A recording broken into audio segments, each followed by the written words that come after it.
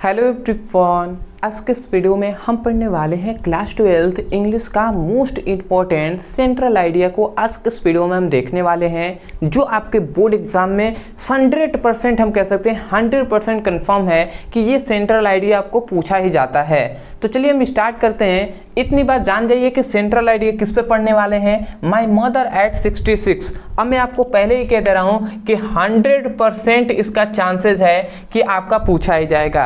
आप कहेंगे कैसे? तो देखिए इसमें माई मदर एट 66 मतलब ये अगर आप चैप्टर का अगर आप कहानी समझेंगे तो आपको पता चलेगा कि इसमें माता के बारे में मतलब माँ के बारे में सब कुछ बताया गया है। और टीचर भी समझते हैं कि माँ के बारे में जो स्नेह है, जो प्यार है वो अनमोल है। ठीक है, तो उसके लिए इस जो टॉपिक है ये सेंट्रल आइडियाज पर लिखने को तो बिल्कुल दिया जाता है। आप देखेंगे भी प्रीवियस ईयर के जो बोर्ड एग्जाम के पेपर हैं उसमें आपको सेंट्रल आइडिया मिल जाएगा। ठीक है, तो इसको हम आज के इस वीडियो में जानेंगे। आपको पता भी होगा कि देखिए जो पोएट्रीज का ये पहला चैप्टर है। ठीक है, तो पोएट्रीज का पहला चैप्टर है तो इसको हम स्टार्ट कर रहे हैं। तो देखिए सिंपल सा आसान शब्दों का हम यूज करेंगे। सबसे पहले आपको यहां से लिखना है। तो देखिए हमने क्या लिखा है, द पोएम। ठीक है, माई मदर एट 66 मतलब ये जो पोएम है, जो कवि है, ये जो कविता है ये क्या है, माई मदर एट 66। ठीक है, इज कंपोज्ड बाय कमला दास मतलब इसकी रचयिता कौन है, कमला दास जी हैं। ठीक है, तो इतनी बात आप समझ गए कि माई मदर एट 66 जो चैप्टर है, जो कवि है, जो पोएम है, वो उसके रचयिता कौन है, कमला दास जी हैं। ठीक है, उसके बाद फिर से आप लिखेंगे कि द पोएम शो। ठीक है, दिस पोएम शो मतलब इस पोएम में हमें क्या दिखाया गया है। ठीक है, the fair of losing her mother मतलब माता। ठीक है, हर मदर मतलब उनकी माता के बिछड़ने के डर को दिखाया गया है। ठीक है, वही तो कहा जा रहा है ना, the fair of losing her mother मतलब उनकी माता को बिछड़ने के डर को इसमें क्या किया गया है, इस पोयम में हमें दिखाया गया है। तो आशा करते हैं यहाँ तक बात समझ में आ गई होगी। इसके बाद आपको जो हम बताएंगे वो तो सब समझ में आएगा ही, बट इससे इम्पॉर्टेंट ये है कि आपको क्या इस चैप्टर का कहानी याद है। अगर ना याद है तो मैं थोड़ा सा एक्सप्लेन करना चाहूँगा। देखिए क्या होता है, जो कवित्री हैं, जो कवित्री हैं, जो पोइट्रीज जो क्या है, कवित्री जो है ना वो अपनी माता की ही कहानी को बताई हैं इस चैप्टर में। मतलब उनकी माता जी जो है वो बहुत ही बूढ़ी हो गई हैं। कहा जा रहा है ना कि माई मदर एट 66 मतलब 66 साल की उनकी माता जी हो गई हैं। और जब वो अपनी माता जी को, जो कवित्री हैं, वो अपनी माता जी को एयरपोर्ट छोड़ने जाती हैं तो उसी समय पर ये सब कहानी होता है। ये सब कुछ वो जो कवित्री है वो सोचती हैं। ठीक है, कि हमारी माता जी बहुत ही बूढ़ी हो गई हैं। तो इसी पर ये जो क्या है सेंट्रल आइडिया हम पढ़ने वाले हैं। तो इतनी बात समझ के कि कमला दास जी इसके क्या हैं, इसके रचयिता हैं। ठीक है, इसमें हमें क्या दिखाया गया है, तो इसमें fair of losing her mother मतलब उनकी माता के बिछड़ने के डर को दिखाया गया है। अब यहाँ से आपको समझ में आएगा। ठीक है, her mother is in the last stage of her life मतलब हर मदर मतलब उनकी जो माता जी है is in the last stage. ठीक है, उनकी माता जी हैं इन द लास्ट स्टेज अपनी अंतिम चरण पे हैं ऑफ हर लाइफ मतलब अपने जीवन के अंतिम चरण पे हैं उनकी माता जी, कवित्री की माता जी अंतिम चरण पे हैं। क्यों अंतिम चरण पे हैं? इसका मतलब है कि वो मतलब बहुत ही बूढ़ी हो गई हैं, वो अब मरने ही वाली हैं, ऐसा हम कह सकते हैं। ठीक है, वो अपनी लास्ट स्टेज पे थी। ठीक है, so the poetries feel dead. ठीक है, सो इसलिए द पोएट्रीज मतलब कवित्री फील डेड मतलब कवित्री क्या करती हैं, महसूस करती हैं कि हर मदर विल पास वे सून मतलब हर मदर उनकी माता जी विल पास वे सून मतलब उनकी माता जी जल्द ही क्या हो जाएंगी, बिछड़ जाएंगी उनसे। ठीक है, पास वे सून मतलब जल्दी उनसे क्या हो जाएंगी, अलग हो जाएंगी, बिछड़ जाएंगी। क्योंकि जब वो मर जाएंगी तो वो समझिए तो बिछड़ी न गई। तो वही बात कहा जा रहा है कि द पोएट्रीज फील डेड मतलब पोएट्री जो कवित्री हैं वो महसूस करती हैं कि उनकी माता जी जल्दी क्या हो जाएंगी, पास हो जाएंगी मतलब पास अवे सून मतलब उनसे जल्दी दूर हो जाएंगी, ये हम कह सकते हैं। ठीक है। देखिए आसान शब्दों का हम पूरा प्रयोग कर रहे हैं। मैं जो भी कुछ बताता हूँ मैं कोशिश करता हूँ कि आपको आसानी से समझ में आ जाए, इसलिए मैं बार बार हिंदी को जो क्या है अर्थ है उसको भी मैं बताते हुए चलता हूँ, जिससे आपको वास्तव में क्या है समझ में भी आए कहानी, जिससे आप पढ़ेंगे तो आपको थोड़ा सा लगेगा कि हाँ ये इसका मतलब ये होगा। और जब मैं अर्थ को बता रहा हूँ तो अगर मान लेते हैं आपको अर्थ निकालने नहीं आ रहा है तो क्या कीजिए, यहाँ से यहाँ तक, जैसे कि इस पोयम के क्या है रचयिता कमला दास जी हैं, तो इस प्रकार हिंदी में भी लिखते हुए चलिए। ठीक है, तो इतनी बात हमने जान लिया। ठीक है, कहाँ तक हमने जाना है कि द पोएट्रीज फील डैट, मतलब पोएट्री महसूस करती हैं, कवित्री महसूस करती हैं कि हर मदर विल पास वे सून, मतलब उनकी माता जी जल्दी उनसे दूर हो जाएंगी। उसके बाद यहाँ से फिर से समझिए कि पोएट्रीज, ठीक है, get scared of this thought, मतलब जो कवित्री हैं वो क्या करती हैं, मतलब दिस थॉट, मतलब इस सोच को सोच से वो क्या हो जाती है, स्केर्ड हो जाती हैं, घबरा जाती हैं।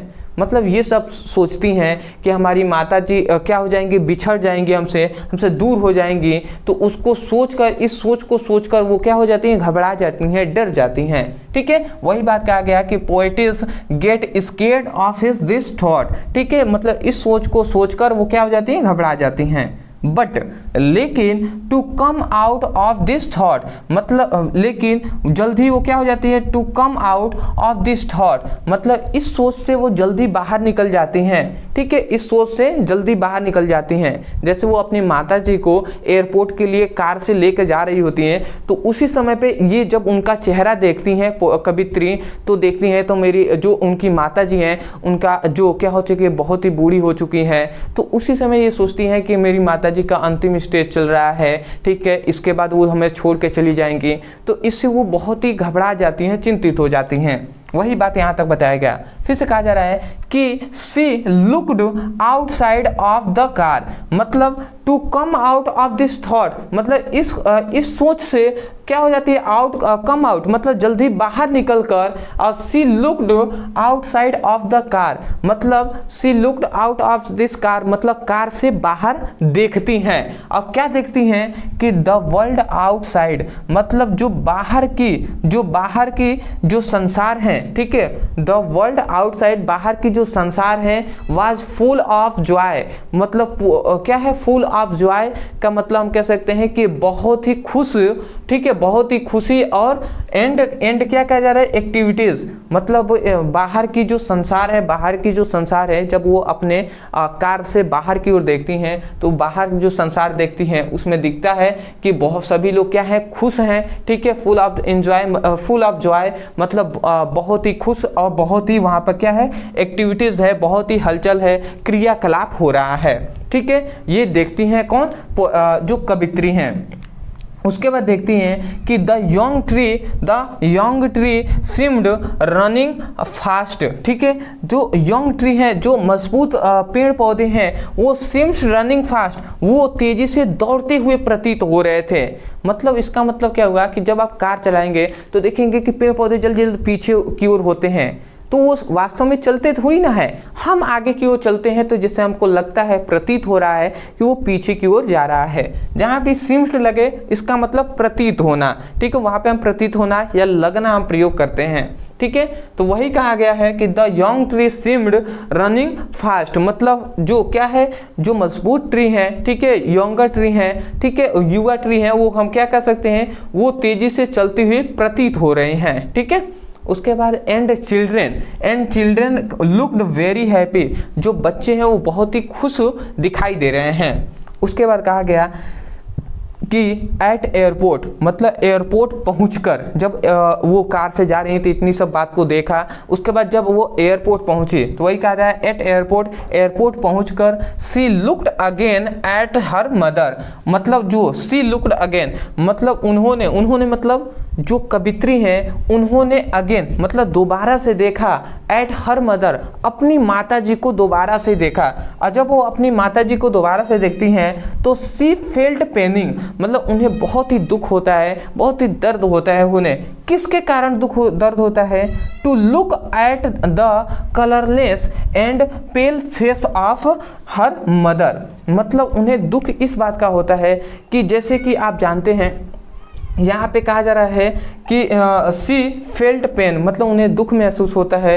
Look at the colourless and pale face of the her mother, मतलब उन्हें जो कलरनेस, मतलब एक तरह से हम कह सकते हैं उनकी माता जी के चेहरे पे कोई भी रौनक नहीं थी, कलरनेस था, ठीक है। और पेल फेस था, मतलब उनकी जो हम कह सकते हैं सिंपल में कि जो कमज़ोर हो जाते हैं उनका पीला पूरा शरीर नहीं पड़ जाता है और कोई भी रौनक नहीं रहता है। वही बात कहा जा रहा है कि जब वो देखती है कवित्री अपनी माताजी को, तो उनकी माताजी पर कोई भी रौनक नहीं था और क्या था, उनका शरीर पीला पड़ गया था, ठीक है। तो ये देखकर कवित्री क्या हो जाती है, कवित्री को बहुत ही पेन होता है, बहुत ही दुख महसूस होता है। बट फिर से लिखा गया बट लेकिन हाइडिंग हर टायर, मतलब हाइडिंग हर टायर मतलब है कि आंसू को छुपाकर, बट अपने आंसू को छुपाकर क्या कहा, द पोएट्री सैड, मतलब पोएट्री जो कवित्री है वो कहती हैं, क्या कहती हैं, सी यू सून अम्मा, मतलब हम जल्दी मिलेंगे अम्मा या हम जल्दी मिलेंगे माँ, ठीक है। तो आशा करते हैं कि ये था आपका central idea the my mother eight 66, जिस पर 100% हम कह सकते हैं कि गारंटी है कि आपके बोर्ड एग्जाम में आएगा ही, ठीक है। तो मैंने अपनी तरफ से पूरी कोशिश किया है दोस्त कि जिससे आपको समझ में आ जाए। मैं यही कहूँगा, समझ में आ गया है तो एक प्यारा सा लाइक कर दीजिएगा, और दूसरी बात चैनल पे नहीं हो तो चैनल को सब्सक्राइब कर दीजिएगा। और मैं यही कहूँगा कि कमेंट सेक्शन में भी हमें ज़रूर बताइएगा कि वास्तव में आपको ये वीडियो कैसा लगा। और भी सेंट्रल आइडिया चाहिए, जो हमने 5 बताया था जिसमें से 2 हमने करा दिया, और भी हमें कराना है तो वो हमें कमेंट सेक्शन में ज़रूर बताइएगा। और यदि आप सीरियस है क्लास 12 के फिजिक्स और केमिस्ट्री, हिंदी और अंग्रेजी का अच्छे से तैयारी करने के लिए, तो हमने डिस्क्रिप्शन बॉक्स में फिजिक्स, केमिस्ट्री और हिंदी और अंग्रेजी तीनों का लिंक, चारों का लिंक हमने दिया है, जिसमें हमने केवल मोस्ट इंपॉर्टेंट क्वेश्चन को पढ़ाया हुआ है। यदि आप पढ़ना चाहते हैं उस लिंक पे क्लिक कीजिए, आपको सभी जो भी हमने अभी तक पढ़ाया है सब वीडियो मिलेंगे, तो वहाँ से पढ़ाई कर सकते हैं। तो चलिए दोस्तों, आज के लिए इतना ही, मिलते एक बेहतरीन टॉपिक के साथ, तब तक के लिए धन्यवाद। जय हिंद, जय भारत।